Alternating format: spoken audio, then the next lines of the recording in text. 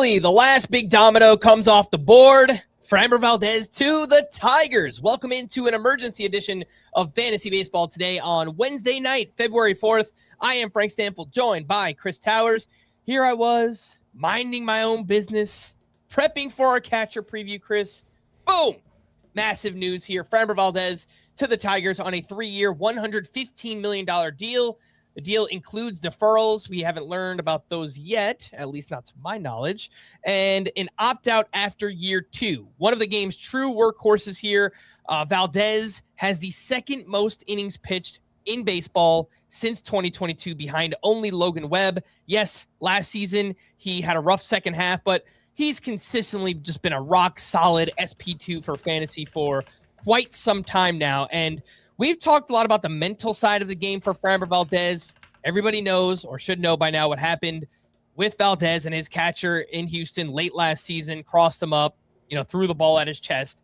He's had some issues that he's worked through, but he's reunited with his former manager, AJ Hinch. I actually think that's a pretty good thing for him. What do you think about the landing spot here, Chris? Framber Valdez to Detroit. Yeah, I think there's a lot to like about the landing spot for Framber Valdez. It's a competitive team. It's a good ballpark. And I think that mental side is important here, because Framber Valdez is someone who he's been pretty open about, his struggles to keep his composure on the mound. He's talked about, seeing a sports psychologist or sports therapist and having that help him a lot throughout his career, getting him on track. And, as far as the rough second half of last season goes, I don't really care, as far as we're projecting forward, because he just goes through stretches like this. And that's true of every pitcher. But you look at 2023, he has a 4.66 ERA after the All-Star break, 7.29 ERA in the month of July, especially. Well, that came after a 2.51 ERA in the first half of the season. He was below 3 each of the first 3 months. You look at 2024, it's kind of the opposite. First 3 months of the season, 3.66 ERA. Second half, he has a 1.96 ERA.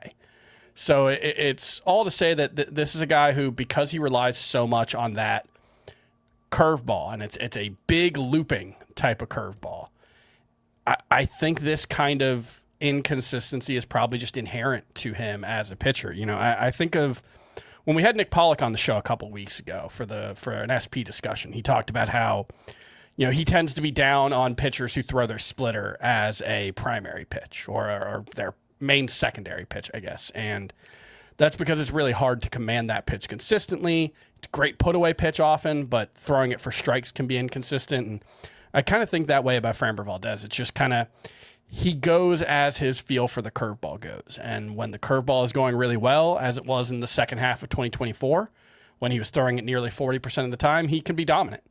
And when he loses the feel for that pitch, things can go off the rails a little bit for him. But at the end of the day, what you almost always get from Framber Valdez is 190 to 200 innings. He's done 193 out of the last 4 years. You always get ERA usually in the mid-3s, sometimes around 3. You usually get a pretty good but not great whip. And I think that'll mostly be true in Detroit. So I think worst case scenario, I think we're holding steady on Framber Valdez, and he's been a decent discount in a lot of drafts because he's gone on unsigned. But now that he's signed, I do expect that price to go up.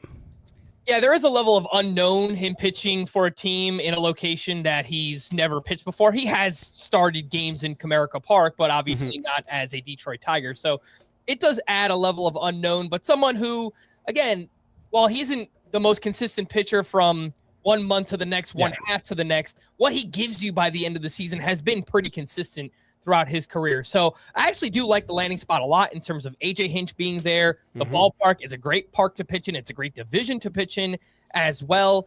You look at the defense behind him, that part could be better. I don't think it's a bad defense, but last year they were between like 10th and 16th in a lot of the advanced metrics that I looked at from a team-wide perspective there for the Tigers. So they're not a bad defensive team, but they're just kind of average. Maybe, in the upper half of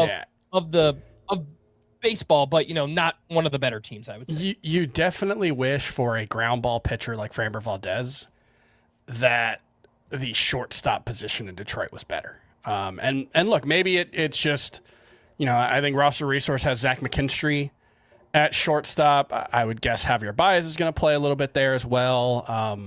Maybe Kevin McGonigal soon.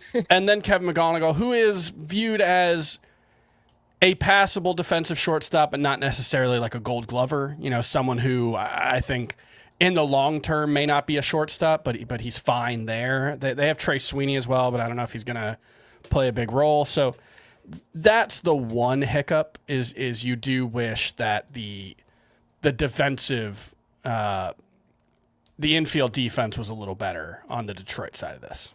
Yeah.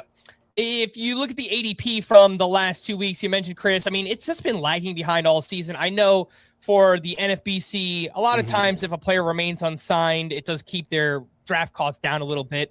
I always thought it was just way too low for Framber Valdez. Yeah. Again, he has been a pretty consistent SP2 throughout his career. The ADP the last 2 weeks is 100 as the SP25 off the board. I think that probably moves up a little bit here, and I think he probably should be going closer to where Kyle Bradish, Luzardo, Dylan Cease are, and that's in the 75 to 80 range of ADP.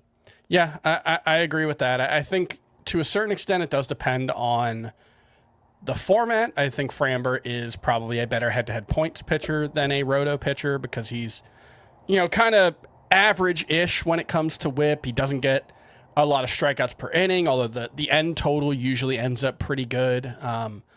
I'm trying to see where he went. We did a head-to-head points mock on Wednesday night. No. Tuesday? Today's Tuesday. Tonight is Wednesday. And he went pretty early. He went 63rd in that one, so the third pick of the 6th round. I think that's probably about right in a head-to-head points league. I think you look at his overall ADP in the NFBC format, 97.2. Like you said, I look at George Kirby around 72, Freddie Peralta, Logan Webb. I think that range makes a lot of sense for Framber Valdez. Yep. Let's take a quick break. When we return, we'll take a look at the Tigers' updated rotation. We'll do that right after this. This isn't just combat. It's cinema. Ready or not, here I come. Let's go! Are you not entertained? The new home of UFC, Paramount Plus. Welcome back in Fantasy Baseball today. Again, big news. Framber Valdez to the Tigers on a 3-year deal. He can opt out after the 2nd year.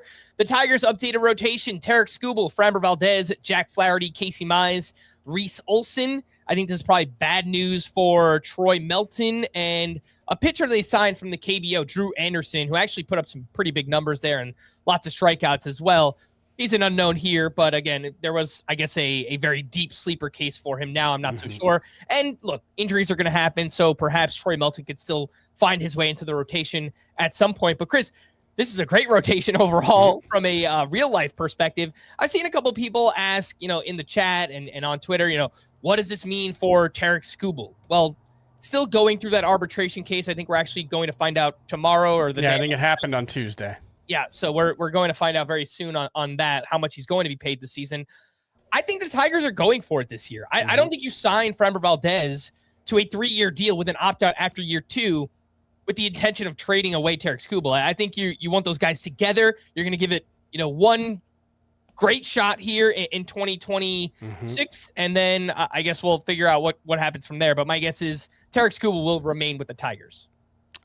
I think that's much more likely than not. It's obviously not guaranteed, but I don't know. I can't imagine whether they win or lose the arbitration case is going to play a role in that. That would feel... I don't think so either. That would just send such a bad sign to your fan base. We had to trade Tarek Skubal because he's making $10 million more than we thought he would. Like that seems silly and self-defeating. And I think the way the contract is structured actually plays a part in that too, because I think we all mostly expect Tarek Skubal to be gone next offseason. He's going to get, as long as he's healthy, the biggest contract in history for a pitcher, probably. Yeah. I think the biggest one is what, 325? Yeah, and Garrett Cole was around 310. I wouldn't be surprised if we're looking at 400? 8 years, $400 million for Tarek Skubal. Could happen. What if he wins a third Cy Young in a row heading into free agency too? So I think it's unlikely he returns. And then you look at the way the contract is structured, deferred money, but also the opt-out is after the second year rather than the first. I think before a show earlier this week, we were talking about Framber, and I think I said like 3-100 with an opt-out after the first year. He did better than I thought. And I think the opt-out after the second year could make him a very valuable trade chip next offseason. If and when Tarek Skubal leaves, they can either, hey, we're going to ride with Framber as our ace and try to keep competing. We've got, Melton who can slide into the rotation. They've got some depth there. Or you can say, hey, we lost Tarek Skubal. Maybe we do a soft reset, trade Framber Valdez, come back 2028 and try to compete. I think both of those are on the table, and I think with the way this contract is structured, it's entirely possible that that's the way they're viewing it. Yeah, and anything can happen if the Tigers get off to a slow start this year or just for some weird reason have just a really bad first half.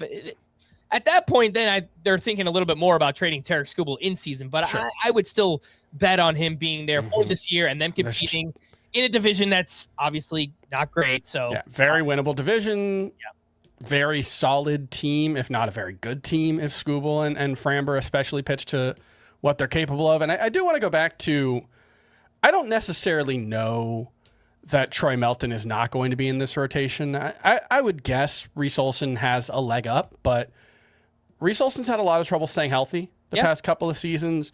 We like him a lot. We think there's a lot of upside there, but we think there's some upside for Troy Melton too. I'm not sure Reese Olson is necessarily that much better than Troy Melton. So if they go into spring training with that as an open competition for the 5th starter spot, I wouldn't be very surprised. I think we'll see plenty of Troy Melton this season either way, so don't forget the name, even if he loses that rotation battle. And yeah, I think it's a solid signing, and Framber remains a solid SP2. And I don't know, man, this thing where players' prices get suppressed because they haven't signed, it always feels kind of silly to me because Framber Valdez was never going to sign with a bad team. Maybe he signs with a worse situation than you'd otherwise hope. But like there was that report earlier today before he signed that the Pirates were in on him and had been very aggressive. And it's like, that would have been fine. Like, where was Framber Valdez going to sign that you're like, oh no, Framber Valdez stinks now? Like, he wasn't going to Colorado, Yeah. He wasn't going to Cincinnati. I mean, I agree with you completely. I've done 4 early drafts over at the NFBC. I have him on, I believe, 3 of those teams so far. So that's smart. As my SP2 on all of them. So I will definitely rock solid SP2 and a passable SP1. Probably shouldn't be your SP1, but if you really go cheap, getting a guy who's probably going to throw 190 good innings, there are worse things in the world. Yep. Again, Framber Valdez, big news, headed to the Detroit Tigers. Last 2 weeks, the ADP SP25, according to the NFBC. We are all higher than that so far in our rankings. Scott has him at SP18. I have him at 19. Chris at 22. So buy the dip if you still can, but my guess is Framber Valdez is probably going to move up a little bit. We are going to wrap there. For Chris, I am Frank. Thanks as always for tuning into Fantasy Baseball today. Please make sure to follow and leave a 5-star rating on Apple or Spotify, and we will be back again in like an hour and a half to talk about catchers. Bye-bye.